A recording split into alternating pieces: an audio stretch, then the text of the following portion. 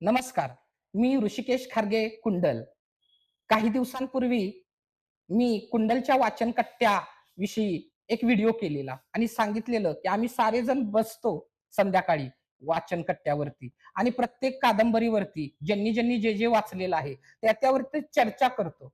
ज्यांना जे आवडेल ते एकमेकाशी शेअर करतो आणि आम्ही ठरवलेलं, की तुमच्याही सोबत शेअर्स करायचं. त्याच पद्धतीनं माझी परवा एक कादंबरी वाचनामध्ये आली आणि ती कादंबरी आहे एस.एल. भैरप्पा यांची काठ.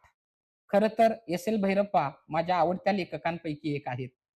परंतु ही कादंबरी जेव्हा आपण वाचत असतो, नवे-नवे मी तर म्हणतो, की डॉक्टर एस.एल. भैरप्पांच्या विचारांच्या प्रवाहाच्या या समृद्ध काठावरून फिरताना जे अनुभूतीला येतं, ते खरोखरच फारच सुंदर आहे. कारण मी त्याची अनुभूती घेतलेली आहे. ही कादंबरी खरं तर एका मनोरुग्ण असलेल्या, एक उच्च विद्या विभूषित असलेली, डॉक्टरेट मिळवलेली अमृता नावाची नायिका आणि एक आर्किटेक्चर असलेला सोमशेखर नावाचा एक युवक तरुण. खरं तर या दोघांची प्रेम कहाणी या काठावरती आहे. परंतु एका व्यक्तीला जर मनोविकार जडला, तर त्या व्यक्तीशी संबंध ठेवावा की न ठेवावा, असा प्रश्न पडलेला असताना, हा तरुण तडफदार असणारा सोमशेखर मात्र अकंठ तिच्या प्रेमामध्ये बुडलेला आहे.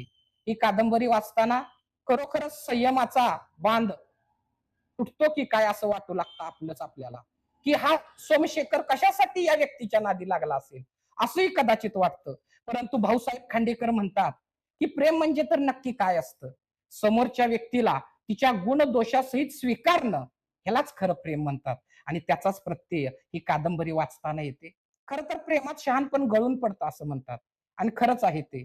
प्रेम करणारे पागलपंती असतात असं म्हणतात आणि ज्यांनी आयुष्यामध्ये प्रेम केलेलं असेल, त्यांना ही कादंबरी वाचत असताना निश्चितपणानं त्याची अनुभूती येईल. कारण शहाण्या माणसाला वाटू शकतं, की अशा मनोरुग्ण असणाऱ्या, सतत आत्महत्येचा विचार करून तसा प्रयत्न करणाऱ्या एका महिलेबरोबर आपण संबंध ठेवावा का? परंतु जेव्हा प्रेमात आपण पडतो, त्यावेळी तिच्या गुणांसोबतच तिचे दोषही स्वीकारतो आणि खरं तर समर्पणाची भावना त्या प्रेमामध्ये असते. अगदी तीच समर्पणाची भावना या कादंबरीचा नायक असणाऱ्या सोमशेखरची आहे. ही कादंबरी वाचत असताना आपल्या लक्षामध्ये येतं, की ही उच्च विद्या विभूषित असणारी अमृता कशासाठी, कशामुळे खरं तर मनोरुग्ण झाली.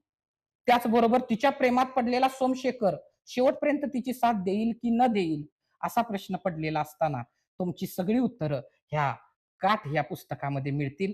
खरं तर या काठावरून फिरताना आपल्याला निश्चित जगण्याचं असं खूप सुंदर तत्वज्ञान सापडल्याशिवाय राहत नाही.